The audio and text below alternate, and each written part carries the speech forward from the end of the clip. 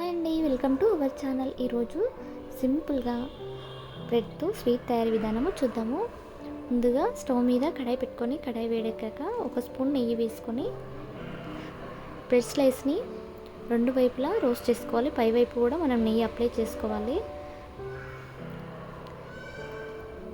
రెండు వైపులా బ్రెడ్ ముక్క రోస్ట్ అయిన తర్వాత రెండు బ్రెడ్ స్లైస్లో అలాగే రోస్ట్ చేసుకోవాలి. ఇప్పుడు రుచికి సరిపడా షుగర్ వేసి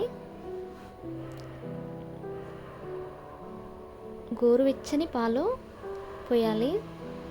మనం ఫ్లేమ్ ఆఫ్ చేసుకోవాలి. ఆఫ్ చేసుకున్న తర్వాత మిల్క్ వేయాలి, లేదంటే నల్లగా అవుతుంది చూడండి.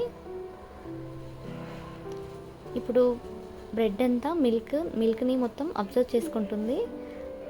ఫైనల్గా మళ్ళీ ఒకసారి పైన షుగర్ వేసుకొని మనం మిల్క్ వేసుకుంటే చాలా టేస్టీగా ఉంటుంది. చాలా సింపుల్ అండి. మీరు పిల్లలకి అప్పటికప్పుడు చేసి పెట్టవచ్చు. ఇంట్లో బ్రెడ్ ఉంటే చాలు. మీకు నచ్చిందా? ట్రై చేస్తారు కదా. Please like and share, subscribe my channel. Bye bye.